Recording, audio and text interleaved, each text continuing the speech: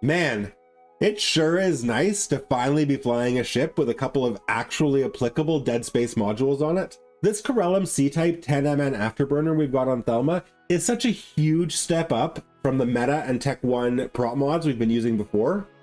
And I've been enjoying it so much that it's got me thinking again about what is actually involved in Tech 2 manufacture. Because Tech 2 modules likewise are that big step up. But although we are closer to Tech 2 production than we ever have been before, there are still quite a few steps between here and there. For starters, we've only mined one moon so far, and most Tech 2 manufacture requires a huge panoply of different moon minerals that will require us to dip into at least half a dozen different moons. But more significantly for us right now, we have to remember that Tech 2 manufacture will require a huge ISK investment in skill books and reaction formula.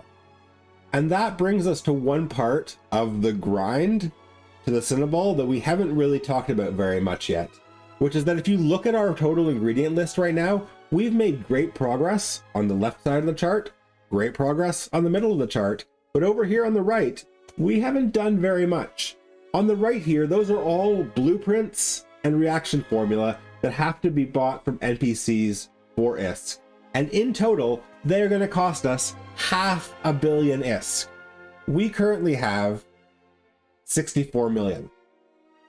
Our ISK earning potential has grown quite a lot, but 500 million is still a pretty darn big number.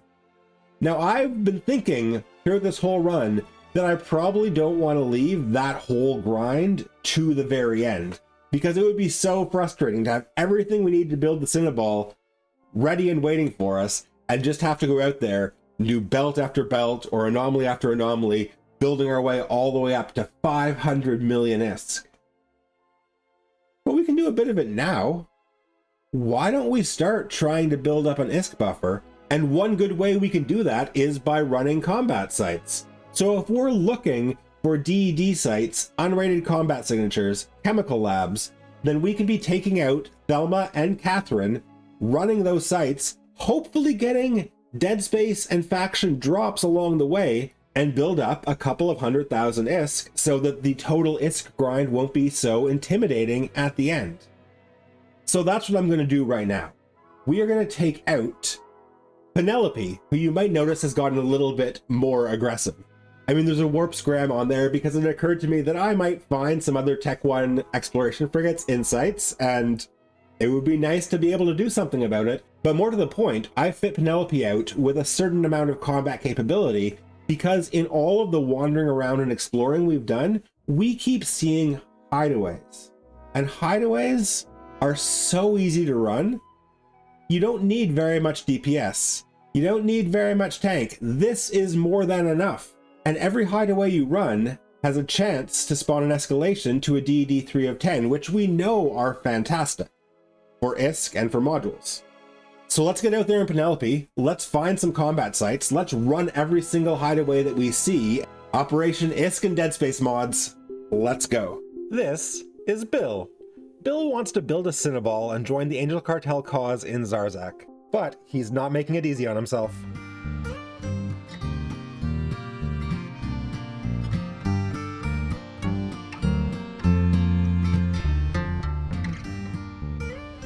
I will say that sometimes it feels like there's a quantum uncertainty effect to exploring, where just by declaring your intentions, you alter the outcome. The very first time we went exploring in this run, we set out to find data sites in order to try and collect molecular condensers, and all we could find were relic sites. And then later, we went out exploring looking for gas, and all we could find were combat sites. And then just recently, just last episode, we went out looking for relic sites and found nothing but gas. So presumably, this time, if it all does connect together in a circle, now that we're looking for combat sites intentionally, we might just find our molecular condensers. Although, presumably, just by saying that out loud, I've jinxed it again and we'll find some other kind of heretofore unknown signature. We will see. Regional Serpentis Data Terminal.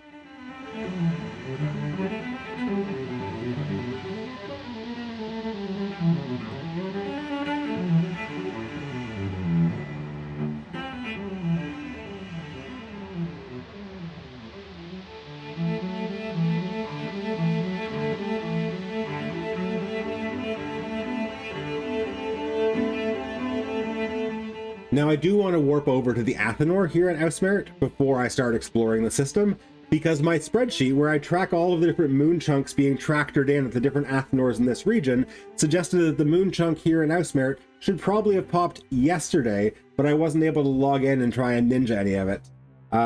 Probably it's all gone, or if not, it may have despawned, but it's worth checking out. There might be some rocks left. Holy crap. There's a whole bunch of asteroids, including a bunch of bitumen, which I believe provides a ton of one of the resources we need. I think we're coming back here in Valtrout. Okay, we have found a Serpentis Lookout, which is another unrated combat signature that Catherine the Catalyst should have no problem running. Some ISK and Dead Space modules, that's what we came out here for. Quick 2 jumps back to Albrez to pick up the ship. Serpentis Lookout.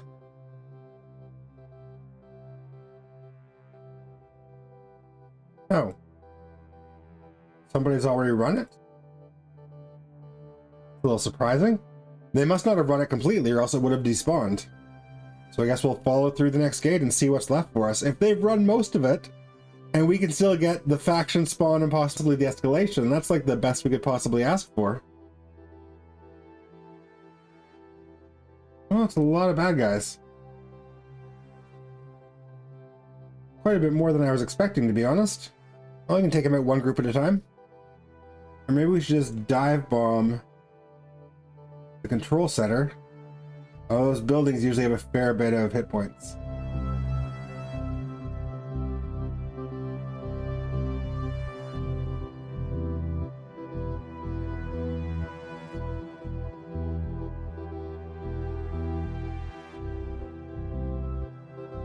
Oh, we could have blitzed this. Oh well, we know for next time. No escalation, no faction spawn, all there is to do is loot the field. Sometimes that's how it goes with unrated signatures.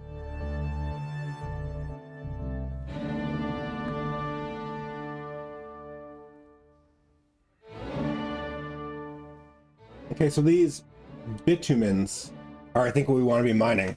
Yeah, these bitumens are the richest source in the game for the hydrocarbons that we need, and we need 2,300 of them.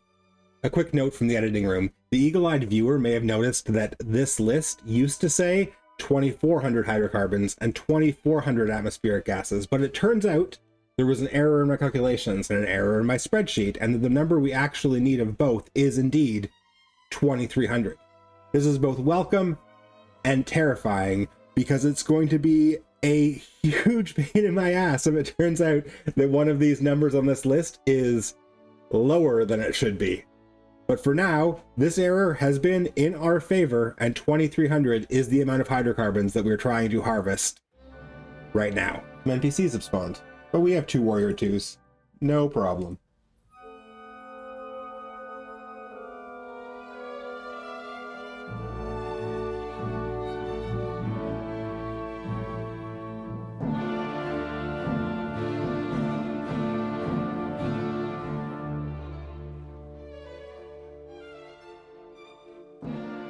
Well, there's actually brimful bitumens here.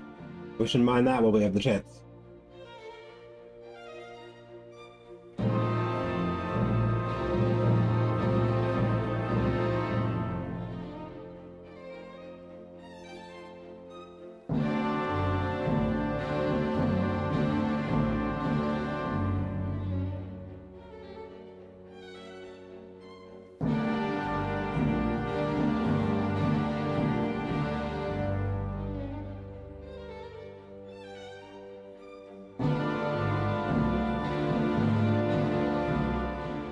Okay, 1 full cargo hold, 500 brimful bitumens.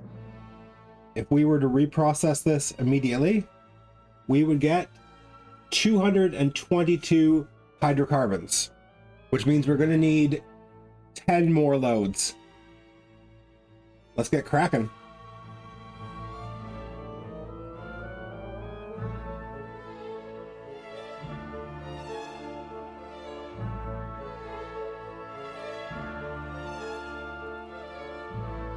Well, there's a clone soldier here now.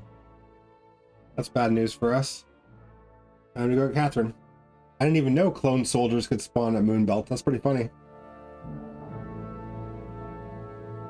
Well, this is actually going to be a welcome. Whoa!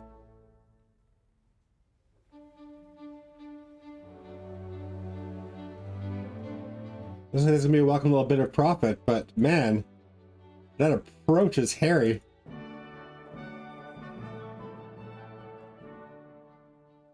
All right, now we're safe. Do not underestimate the 0.1 clone soldier. I think those tags, I think his tag sells NPCs for 3 million and a 1.7 million ISK bounty. This is a tidy little bit of profit. Unintended, unexpected.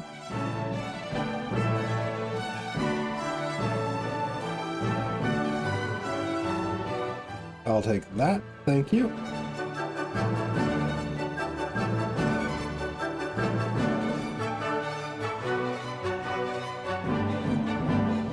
Mining laser upgrade 1 blueprint, 250,000 ISK. Okay, so after 1 hour spent building a mining laser upgrade, our venture's mining yield is now increased by 5%. So we'll earn that time back in, I guess, just 20 hours of mining, which hopefully we never have to do. But it feels worth it.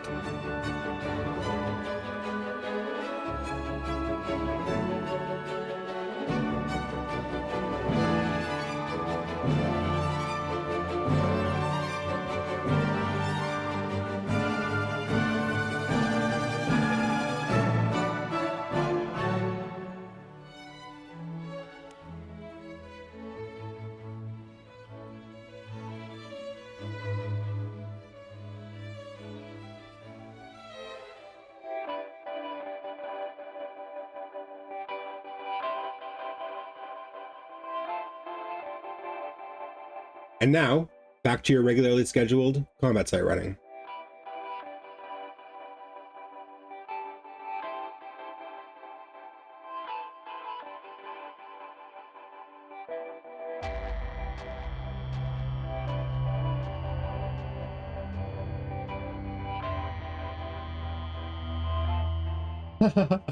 Another one.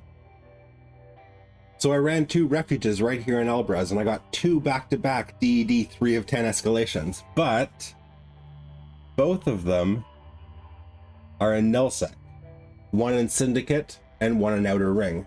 I think I'm going to do the one in Outer Ring first, and I've built a new catalyst overnight. Fit up with railguns, much like the last time we did the DED 3 of 10. And we know that a railgun catalyst can do this site with no problem, but because we're traveling through nullsec and we're worried about the travel portion of getting there, and especially the travel portion of getting back if we get good loot, I've made some slight changes to the fit so that we can squeeze on a micro warp drive, which will give us a lot more survivability on gates. In order to do so, we have had to drop our railguns down from 150s to 125s, but by adding some tracking rigs, we end up having about the same range and fall off, almost exactly the same DPS. The things that are different are that we're much, much faster with micro warp drive, and we have less tank because we had to drop the armor mod in the low. Although I'm not too concerned about that, because as I recall, the last time we did a DD 3 of 10 in a railgun catalyst, we didn't even get out of shields. I think the real danger here is going to be entirely in the travel. And as of right now, Eve Gate Check suggests that the path from here to U0 attack in Outer Ring is completely clear. So let's go.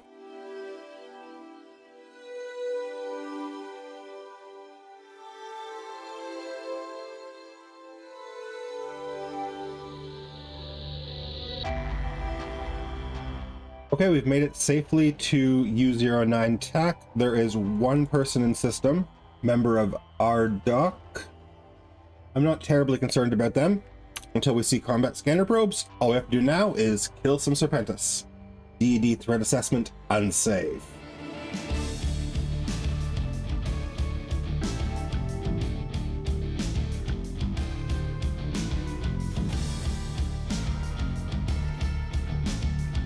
The nice thing about the 125s is they've got really good tracking for railguns, which means that when these guys get close, I actually can still do reasonable damage to them even when they're right in at 2000. I usually would want to pull range to preserve my tank, but with just a couple of guys, it's nice to be able to just shoot them where they are rather than having to fly all around to get them within the right tracking range for my guns.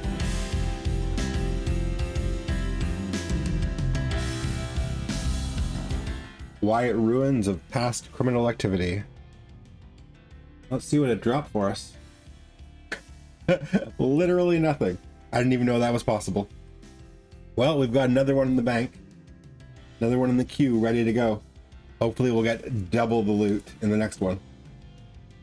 The other DD 3 of 10 we have is in Syndicate, and it's over near the Eve University Nullsec campus, which actually makes it a little bit of a dangerous flight through Syndicate. So I was going to suggest that we fly back to Albres to drop off our loot from this site and then go out to Syndicate in the other direction to avoid that most dangerous corridor through the middle. But given that we basically have no loot, let's just go for it. No, wait, scratch that. We do have to go back to Albres because we are virtually out of thorium. These 125s have a much higher rate of fire than the 150s, and I really underestimated how quickly we were going to burn through the ammo.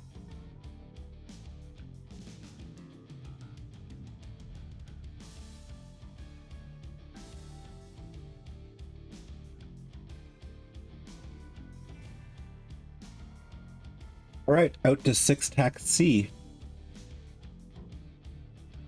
Now the first jump into Syndicate, the MHC TAC jump out of Herald will still be dangerous. It's a border system. It's a low-sec, null-sec border system. There is always a fair bit of danger inherent.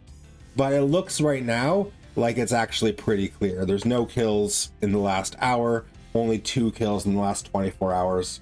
We'd have to be pretty unlucky to catch a camp just as it's setting up. Now we're jumping into Austengel, and we've already seen some wrecks on the gate. Speaking of dangerous systems, this is a famous one, although low-sec danger is a little bit different from null-sec danger, because at the very least we don't have to worry about catching a bubble as we warp over to the Herald gate. But despite those wrecks, and despite the 17 in local, D-scan looks pretty clear. So probably they're all over fighting on the Stackmon gate, which is the most dangerous spot in Austengel, as I've said before.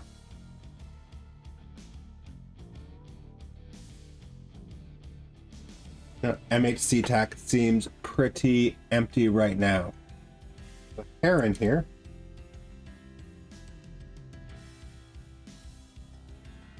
There are 3 people in local, but there's a station here. So it seems pretty safe to assume that since they're not on D-scan, there's a good chance they're there. I mean, they could always be cloaked, so we can't let our guard down entirely. Conveniently, that storm that we encountered last week or a couple of weeks ago, that was really helpful for us ratting in a catalyst, has made its way over here. So we should be able to run this DD3 of 10 a little bit faster than we have previously.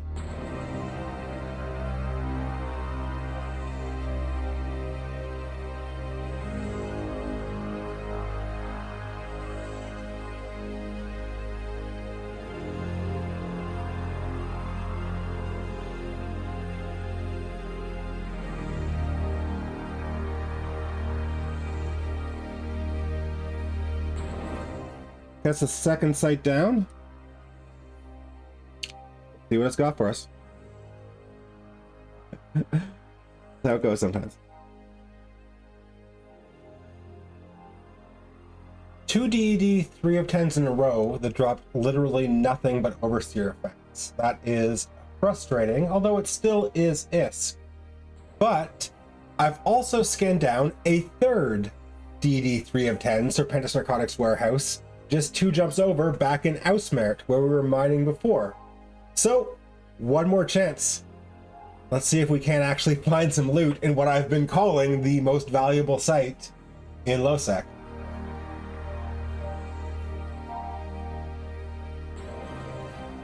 DD threat assessment unsafe.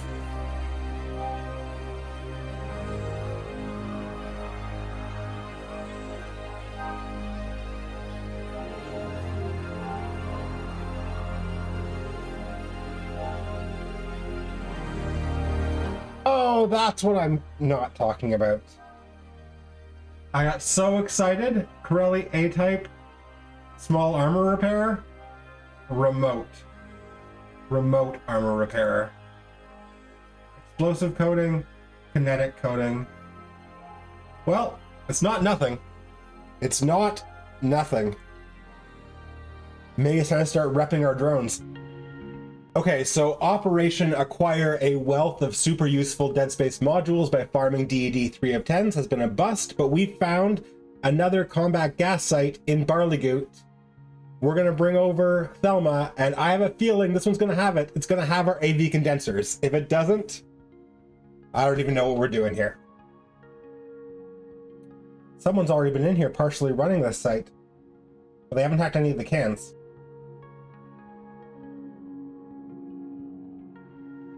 A little bit nerve-wracking being in a partially run site.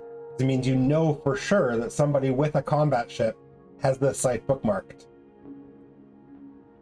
We're gonna have to be very cautious, ready to warp out at a moment's notice.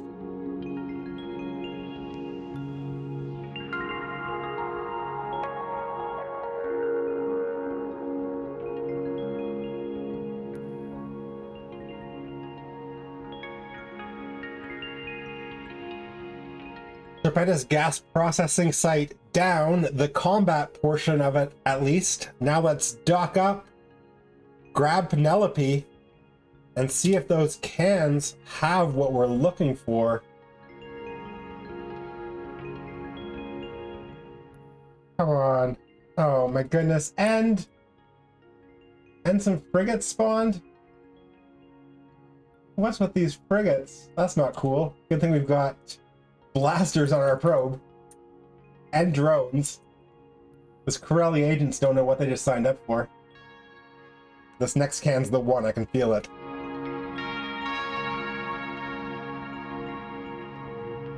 CV! Oh my goodness. What's going on here? What is this life? Here we go. Oh, can't open it. Corelli spies this time. Got the same message for them we had for the agents.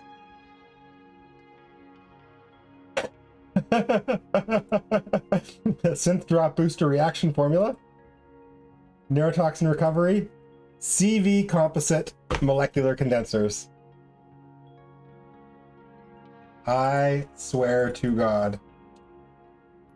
Last can, last chance.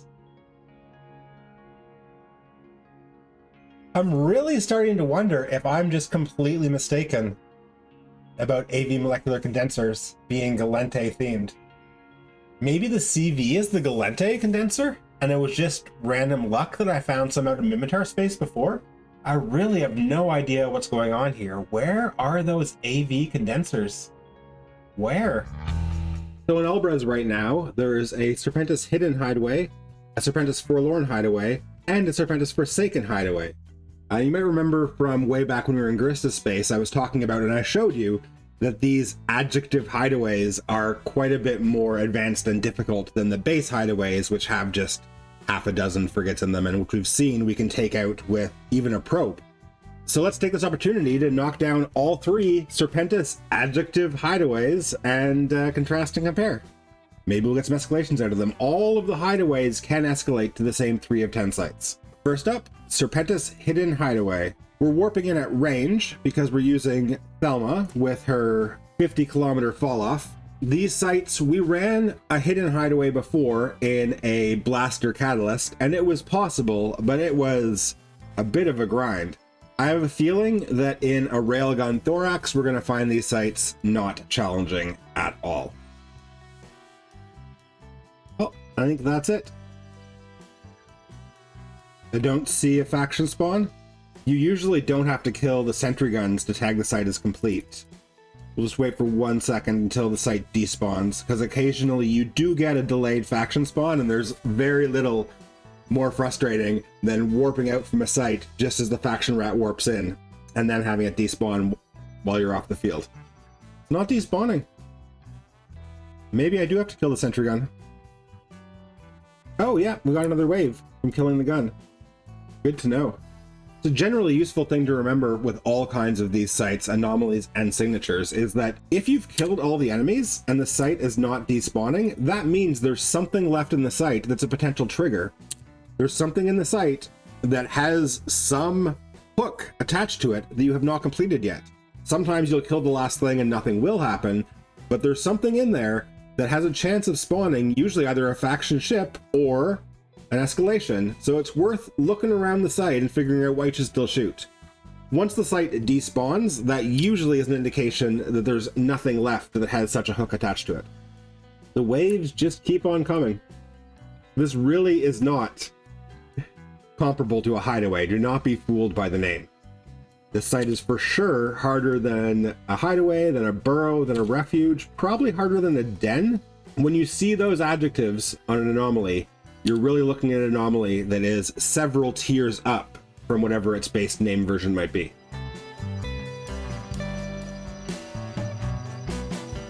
Now it's despawned. No faction ship, no escalation. Next up, Serpentis Forlorn Hideaway.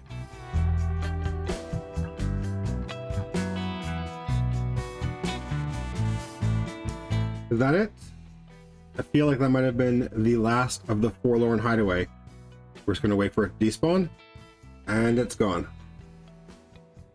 And last but not least, the Serpentis Forsaken Hideaway. We've been doing these in roughly the order of difficulty. Well, so the base hideaway is the easiest, the hidden is a big step up, and then Forlorn, and then Forsaken is the hardest of the hideaways. There's a bunch of lore, but not really about this site, just about the history of the Serpentis Corporation, founded a few decades ago by V. Salvador Sarpati. All right, Mr. Sarpati, I'm about to kill your dudes.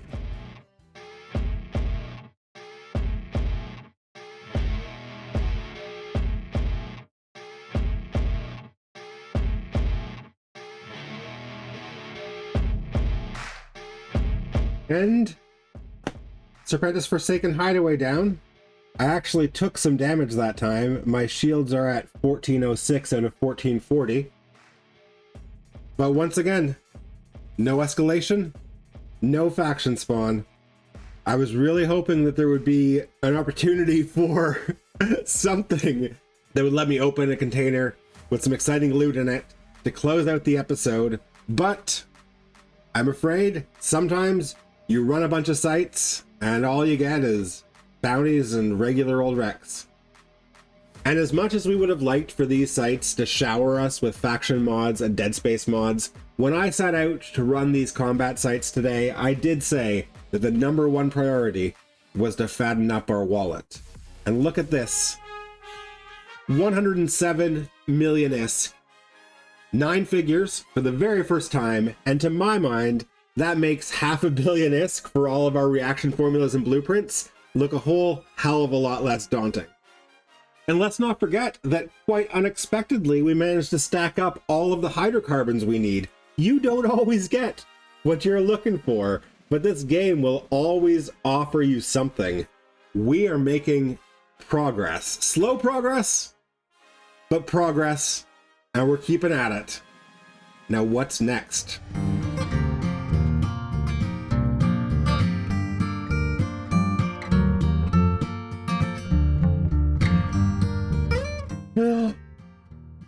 What? So I popped through a wormhole out into Cannell, and I'm hacking a Marian data site and find 8 AV composite molecular condensers. That puts me over the edge. This is insane. Why are they in Marian sites? None of this makes any sense to me. I'll take it. I will take it.